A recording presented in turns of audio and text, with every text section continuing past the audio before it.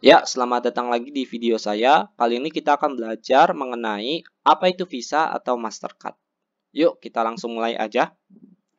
Nah, jadi Visa dan Mastercard adalah dua perusahaan yang berbeda. Mereka adalah jaringan pemrosesan pembayaran terbesar di dunia. Nah, jadi mereka itu bukan bank, tetapi mereka adalah perusahaan yang memiliki jaringan untuk melakukan pemrosesan pembayaran yang terbesar di dunia. Artinya, mereka dapat melakukan proses pembayaran antar negara. Nah, sebenarnya perusahaan jaringan pemrosesan pembayaran itu nggak cuma Visa atau Mastercard, tapi yang paling terkenal itu ya Visa sama Mastercard. Nah, sistemnya adalah ketika kita menjadi nasabah di bank lokal di Indonesia, kita kan pasti punya kartu debit atau kartu kredit kan. Nah, biasanya kalau bank lokal kita sudah bekerja sama dengan Visa atau dengan Mastercard, itu di kartu debit atau kartu kredit kita itu akan ada logo Visa atau Mastercard.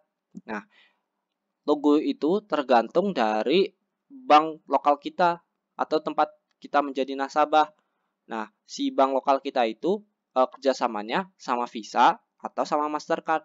Nah, nanti di sini ada logonya. Nah, kartu ini yang kita akan gunakan untuk melakukan pembayaran uh, untuk misalnya kita belanja di situs luar negeri. Nah, nanti uangnya itu kalau misalnya kartu debit akan dipotong dari rekening kita. Kalau misalnya kartu kredit nanti akan ada tagihan dari bank lokal kita. Nah, nanti uangnya itu akan diteruskan ke toko atau penjual di luar negeri.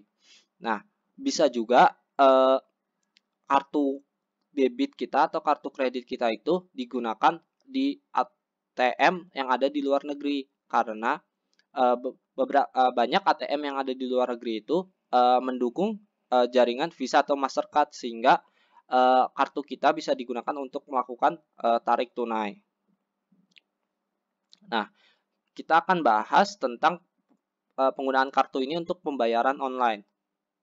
Nah, contoh situs-situs yang biasanya kita gunakan untuk melakukan pembayaran online dengan Visa atau Mastercard adalah misalnya kita mau beli barang di Amazon.com atau misalnya kita mau beli belanja di AliExpress atau misalnya kita belanja di eBay atau misalnya kita mau verifikasi akun PayPal atau kalau misalnya kita mau langganan di Spotify atau kalau kita misalnya mau langganan di Netflix.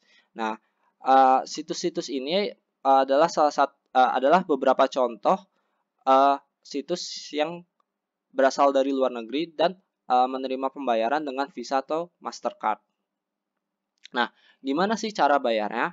Nah, cara bayarnya adalah ketika kita belanja online, nanti kita akan diminta untuk memasukkan uh, payment information pada proses pembayaran. Nah, ada 3 jenis data yang harus kita isi untuk melakukan pembayaran dengan Mastercard atau Visa. Nah, yang pertama adalah kita harus memasukkan nomor kartu yang letaknya ada di bagian depan kartu biasanya.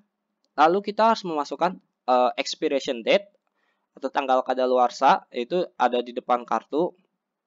Lalu kita juga harus memasukkan 3 buah angka yang biasanya disebut CVC atau CVV atau security code yang letaknya di bagian belakang kartu. Biasanya bentuknya kayak gini. Nah, kalau kita sudah memasukkan 3 angka tersebut ke formnya, nanti setelah kita klik bayar, maka pembayaran kita akan diproses. Nah, kalau misalnya kalau debit card berarti nanti akan dipotong dari saldo. Kalau misalnya credit card akan muncul tagihan. Nah, ada salah satu kelemahan yang cukup harus kita perhatikan pada penggunaan pembayaran Visa atau Mastercard ini karena apabila kartu kita hilang dan kartu kita ditemukan oleh orang lain, maka orang lain tersebut bisa melakukan pembayaran hanya dengan memasukkan nomor kartu ini. Nah, makanya biasanya untuk nomor kartu ini atau kartunya itu biasanya harus kita simpan baik-baik.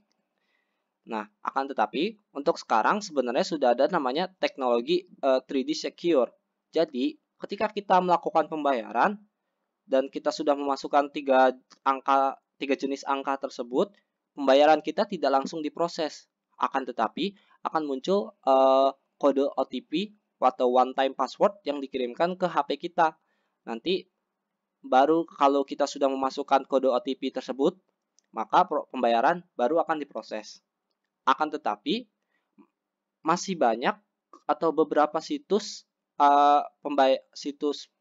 maksudnya situs dari luar negeri yang kalau itu yang belum mendukung fitur 3D Secure. Nah, jadi untuk tahu apakah situs tersebut mendukung 3D Secure atau enggak, harus kita tanyakan kepada situs tersebut.